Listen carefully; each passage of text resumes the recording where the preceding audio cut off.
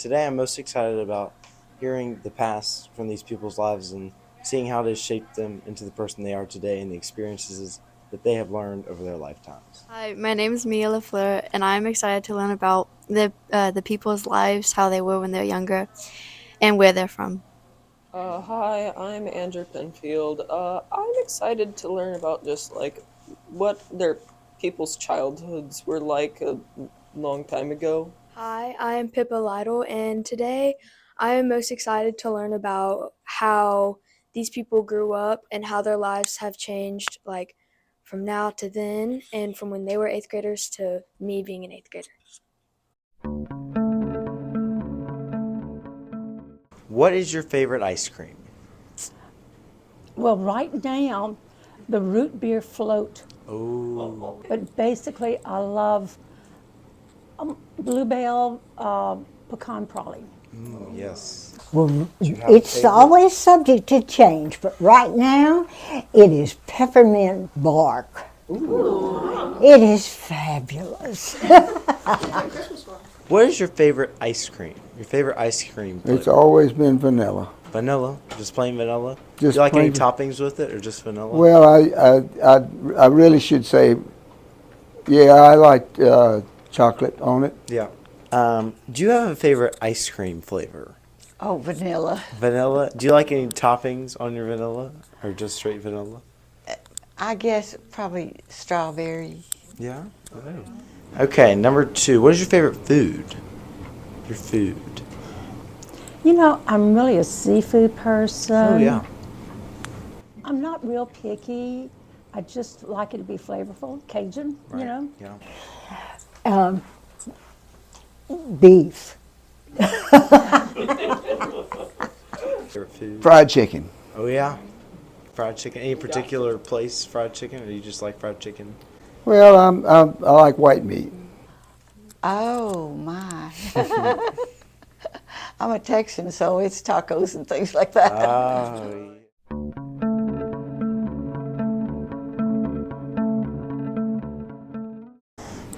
what is your favorite childhood memory from when you were a child? Do you have a favorite memory? I'm from a family of 8 children. Wow. And so there are lots of memories. We just had fun. And our games were all homemade because we couldn't afford to buy anything. So we played hopscotch. We always had a rope to play jump rope. But childhood, that's about it. Just the fun we had Yeah. after school and what have you. Well, as an only child, I don't have a lot of interesting stories the way Miss Rochella did. But it seemed like we were always on the go traveling. And so when my father took a notion of going somewhere, and we went, and I went to a lot of different schools, but then it settled down I guess pretty much when I got to the 8th grade. Do you have a favorite childhood memory from growing up in San Antonio? Oh, my. Probably high school. Yeah.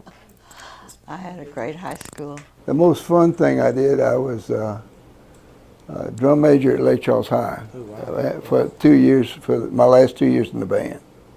Yeah. And that was fun. It was work, but it was fun. That's very.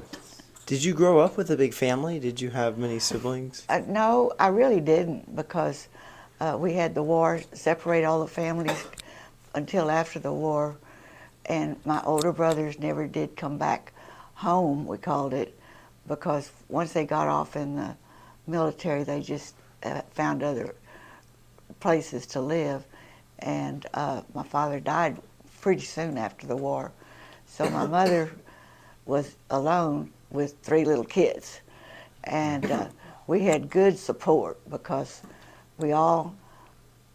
everybody who could moved back to San Antonio, so she had her brothers and sisters, and my dad's family was there. And we did have lots of get-togethers, but as far as in the house, we just all took care of ourselves. Yeah. Okay. So did you grow up as an only child, or did you have siblings? I had the best way to have a sister. Oh. I was born first, and my parents didn't have her till 8 years later. So we never got in each other's way.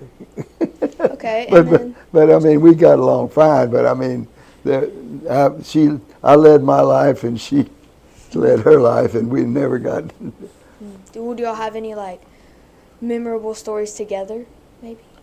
We did family things together, of course. I mean, and shared things like that, family reunions and all of that. But we didn't. Well, the only other thing we did was we traveled. My mother's sisters lived in San Antonio, so every summer, well, the family, that's her and mother and daddy, we all went out to travel like that, but that was about the only thing we did together. She was a kiltie at Lake Charles High, drum captain, but that's the only place. But I was gone when she got, when she got to high school. Did you get in a lot of fights with your brothers and sisters? My brother, younger than me, and my sister, older than me. I wouldn't dare touch the older ones. And my little ones, he was, like I said, he was my baby. No, my sister above me and my brother beyond me. In fact, I'll never forget, you're going to enjoy this story. We were having a fight, and he got the broom and hit me in the head with the broomstick. Oh. So he got in trouble because I went crying to Mama. So he got the broom off the porch and whopped me. So anyway, I'll never forget that. And we laugh about it. In fact, when my brothers, there are just a few of us left, but when we get together, I had a sister-in-law the last time we got together. She says, oh my God, after we were through with all of our stories and laughing and cutting up, she says, y'all have got to be a TV family. Yes, we did. We had so much fun. We have so much fun now because we appreciate each other so much more. Were you a middle child? I was the fourth. I was the fifth.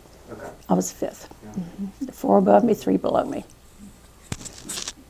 We had a great big pep squad, and we literally were a part of the band. And our band was a very big band, and we got to play with the new pro football teams. We'd go out and do the halftimes for them and things like that. And our band director would take us all over the state. And I felt like I was part of the band, but I wasn't. But our pep squad, we got out there and did all our pretty things on the field. And I got to do the drawings for them. If they said they want to have dancing clowns or something, I got to put it on the paper and place everybody, and we'd move our characters down the field, and a lot of old-fashioned stuff, but it was fun. We got to go to the Cotton Bowl and march and things like that. And for high school, that was pretty good. So you said that you go on a lot of trips with your family. So what was your favorite trip? Do you know? Oh gosh. Well,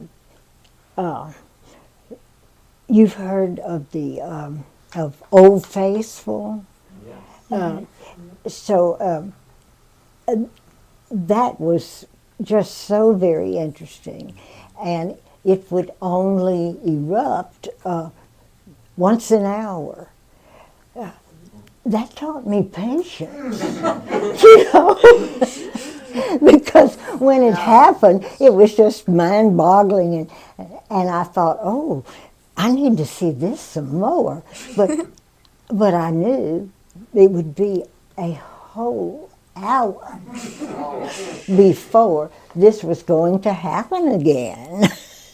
I was stationed on the island of Guam during, I'm a Korea. I got into the Navy just as the Korean War was ending, so technically I'm a Korean veteran. And when I went to active duty as a dentist, my first duty station was Parris Island, South Carolina. But I didn't stay there long because they were moving people, redistributing people worldwide in the service because of the war, and I was sent to Guam, and I spent 2.5 years on Guam. That was a very interesting experience, and the good part about it is my wife and my twins and my car got shipped there with me.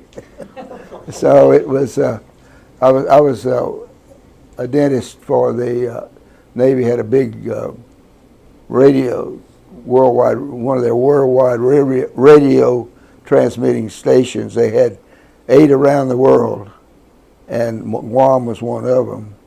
And so I was the dentist for 900 military and 300 dependents, because we had dependent care at that time in the service. So it was really good.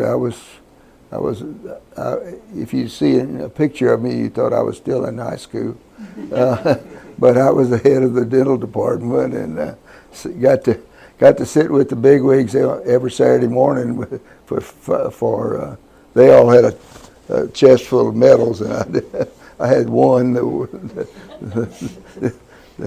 So yeah. What's your favorite place that you've traveled? Oh, Canada. When we retired, we had a camper, and it was just wonderful. We'd go to Canada earlier and earlier every year and stay later and later. And we ended up seeing all the states and all of the provinces in Canada, from the Pacific beaches to the other side of Newfoundland. Oh. And it was wonderful. Every once in a while my daughter would call me and she'd say, "Where are you? We haven't been hearing from you."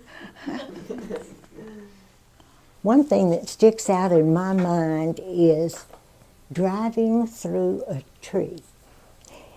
There was this big tree, and for some reason there was, this opening through the tree, and big enough for a car to go through, and driving through that tree just blew my mind, and that's something I will never forget. What was school like when you were in 8th grade? Much simpler than you have it, that's for sure. Yeah.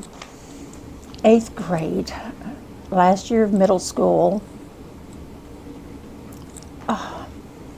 We didn't have a neighborhood school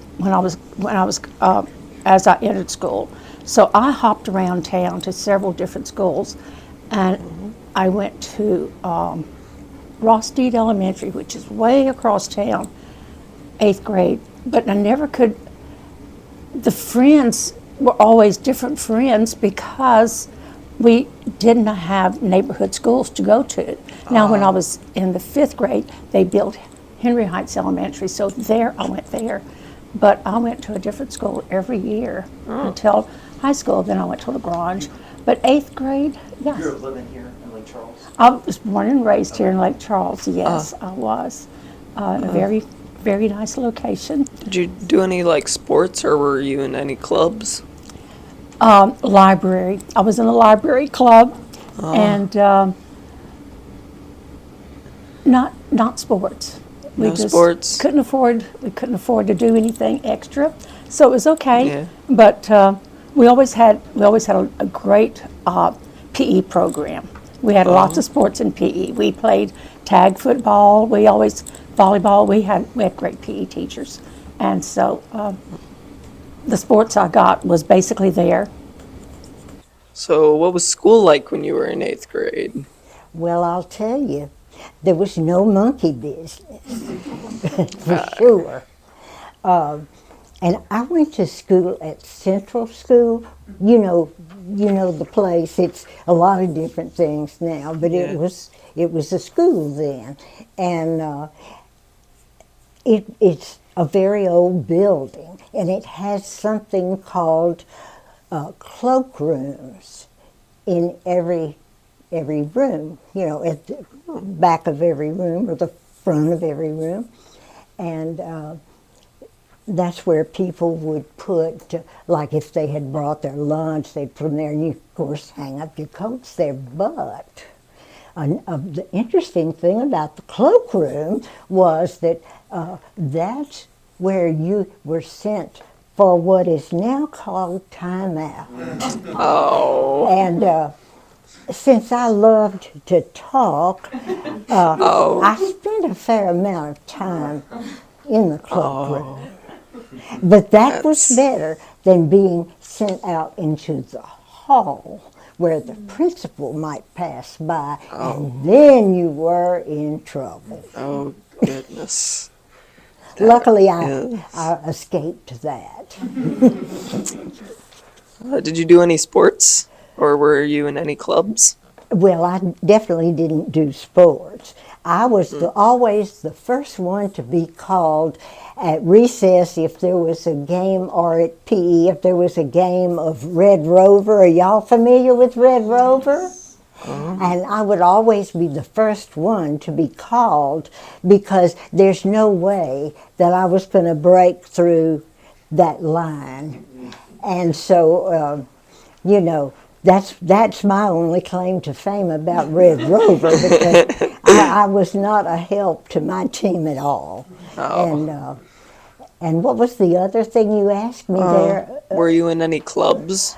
Well, the YMCA was a part, an important part of our lives back then, and there was a lady at the Y, Mrs. Georgia Parker, and she organized clubs for every different grade level. So, what was school like when you were in 8th grade? Tough. No, that's when I was about to get out of grammar school, and so it was, it was a good time. Oh, yeah. I was ready. Were you in any sports or clubs? Sports, I instead of being in sports, I was in the band, and I was in several clubs. At that time, the YMCA had a youth club that I was very active in, and got to make two as representative.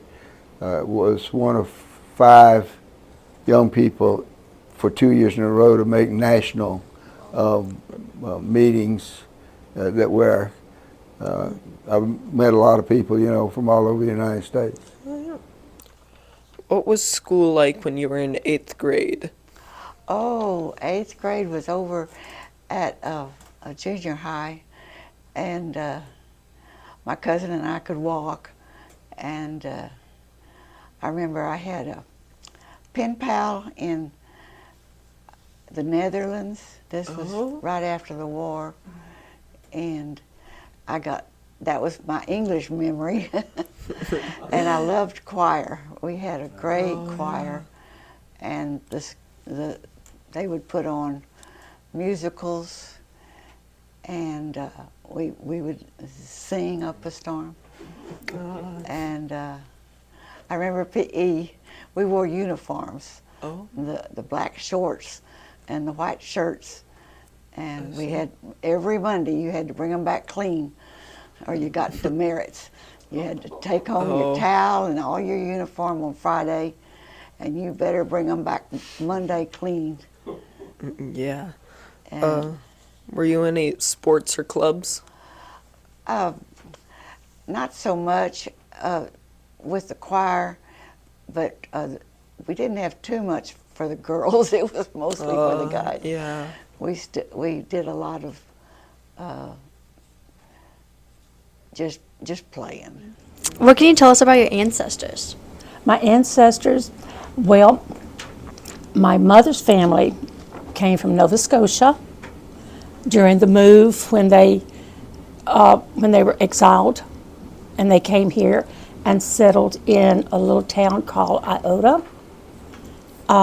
They were Daigles. The name at the time was spelled capital D, capital Aigle, and they changed it to a capital A, D and a small a.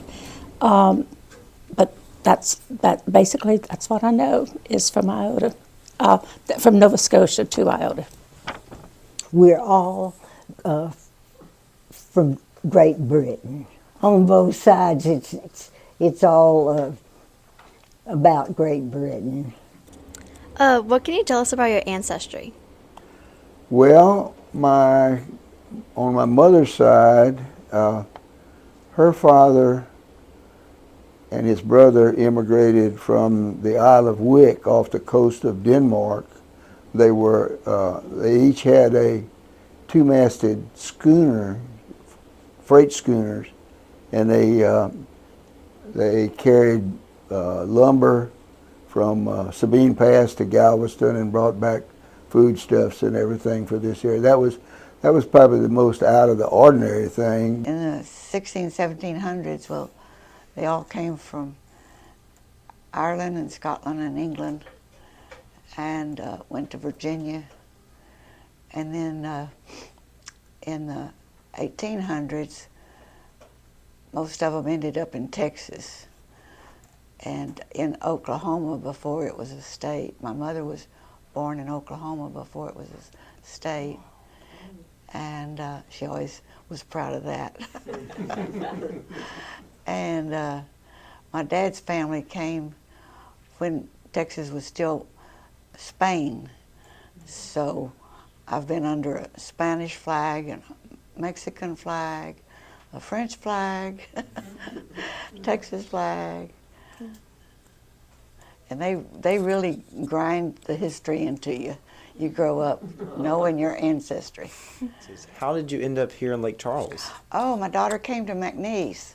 Okay, yes. She came over here because of the music program. We were out in San Angelo, and San Angelo is about the size of Lake Charles, and the school is about the size of McNeese. And my husband was a professor there, so we just figured she'd go there. They have a good music program. But she went to band camp over in East Texas and met the Johnsons, and they talked her into at least visiting McNeese because they had such a wonderful music program.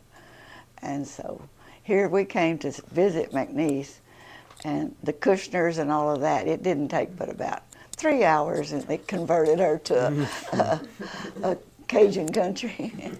And then after she left McNeese, well, she got married and stayed. So when we got to where we needed to be around one of the kids, because nobody goes back to San Angelo, it's off the beaten path, and it's hard to get to.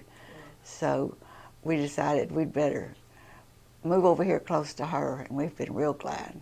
Yeah. So, what is a historical event that heavily impacted your life?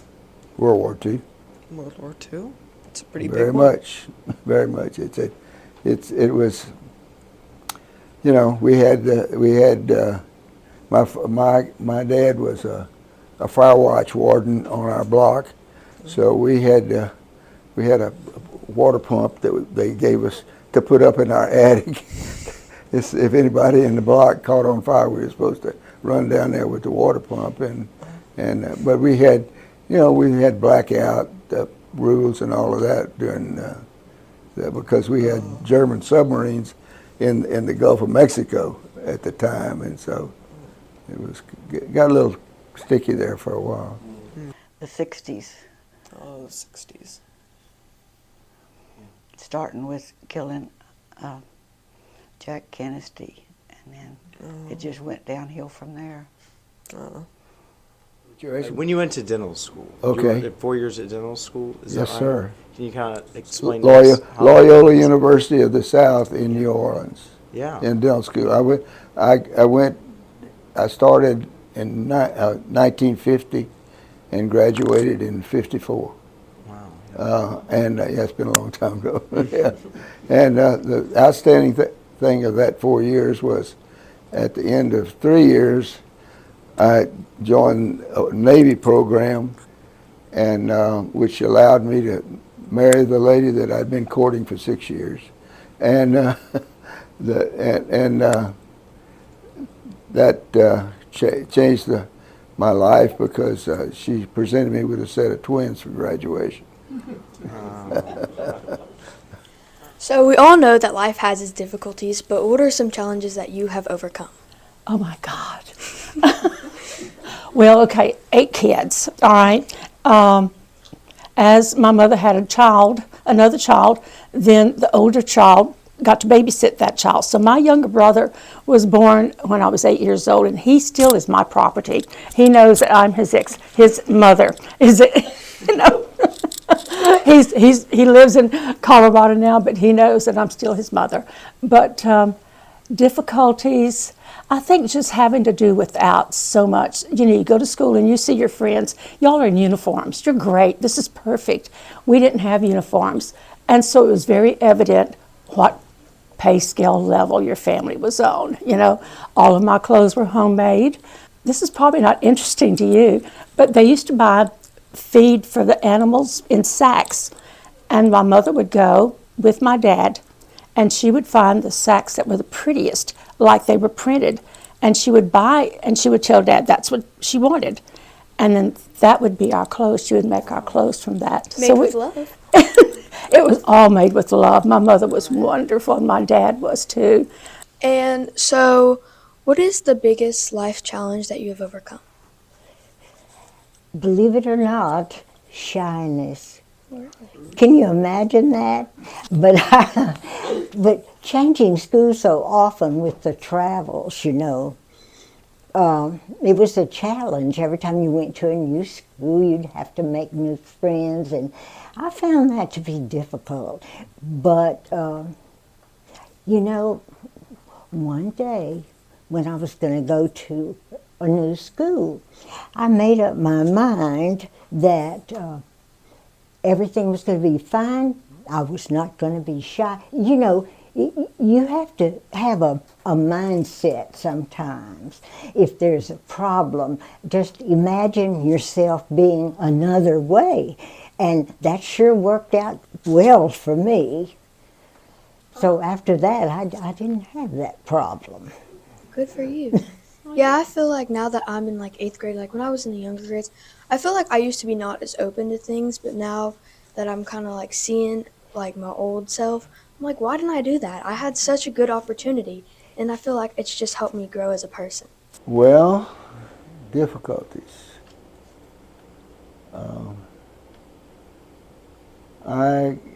After I was married and my wife, we had her second pregnancy.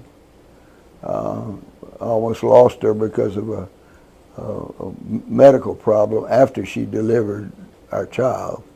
So that's the toughest thing I went through. But I haven't broken a leg or anything. But of course, education-wise, my 4 years in dental school, I would put in that category. Okay. Okay, so throughout your life, what difficulties have you overcome? Oh, blind. I lost one eye when I was 50, and then 10 years ago I lost the vision in the other eye, and that's been tough.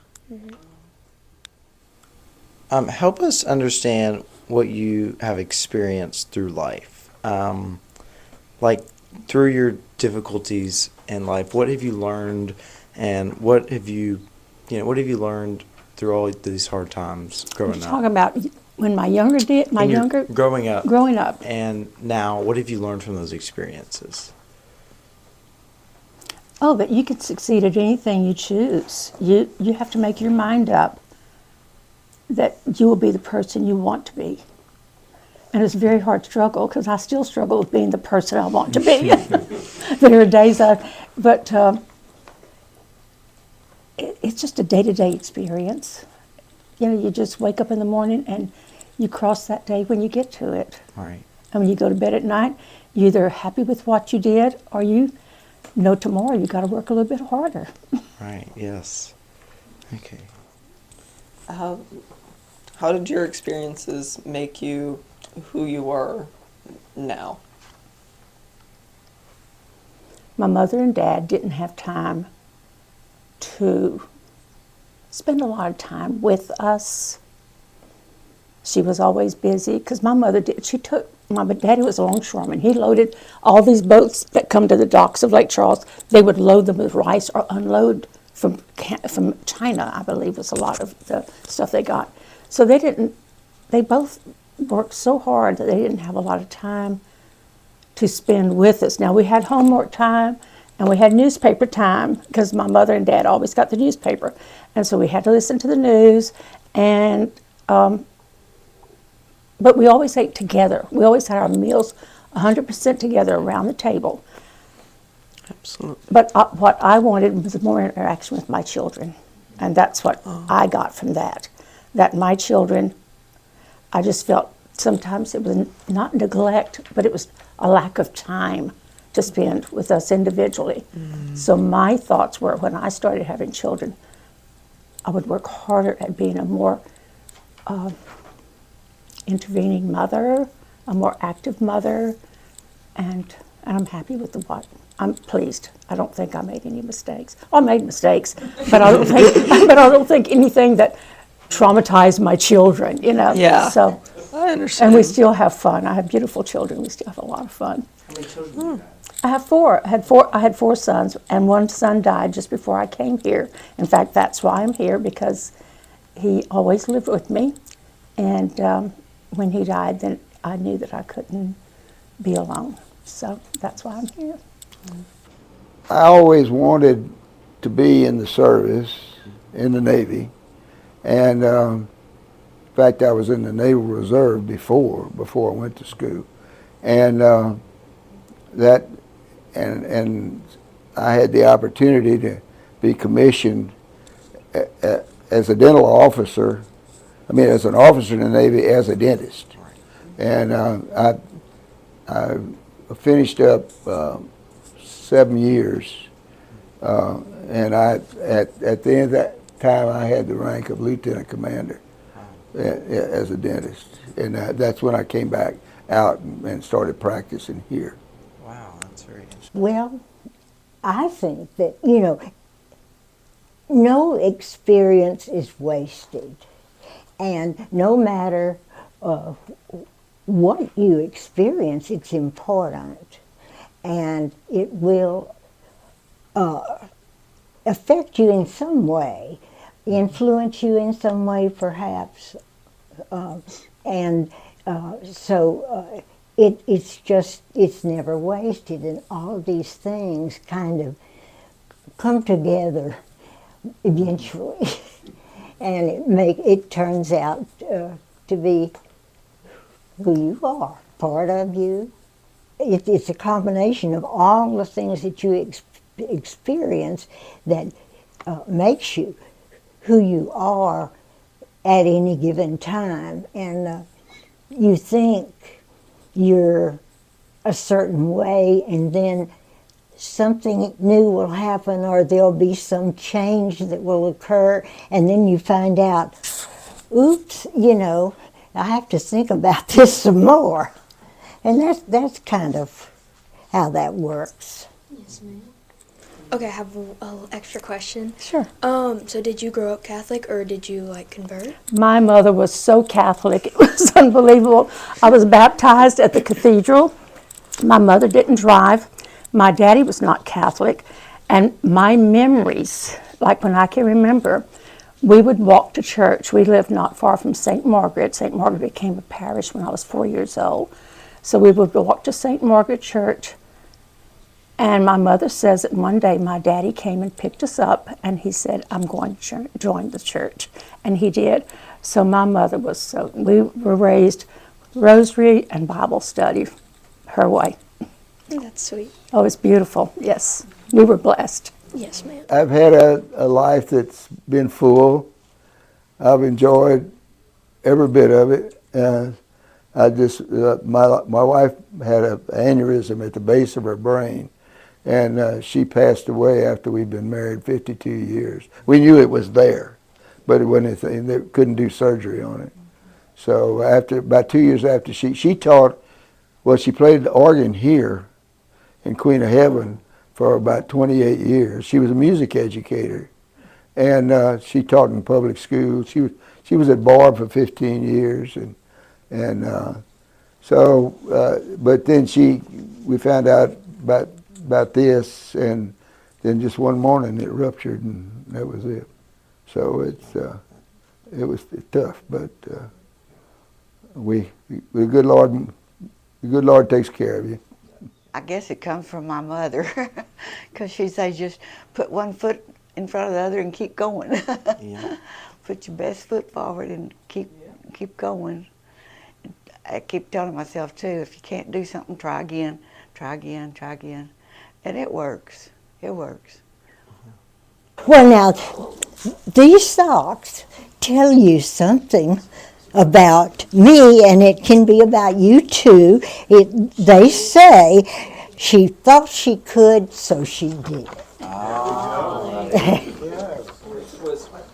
It's amazing how much different groups of people are alike, because we had big families and big family get-togethers, and I come over here and it's the same thing, and people have just adopted us like we'd been here forever, but of course we haven't. And there's a lot of differences between different groups of people, but so much alike. Life is all about change, really. Nothing is permanent. And no matter what kind of a situation you're in, you know it's going to change, so no need to get too worried about it. But I think the more you're open to change and the experiences that you have, the more you will grow as a person. Be proud of yourself. Take pride in yourself. And be the best person you can be. And smile. Thank you. That was the sweetest. Y'all are so sweet. I hope I helped some. Oh, yes, ma'am. You did an awesome job.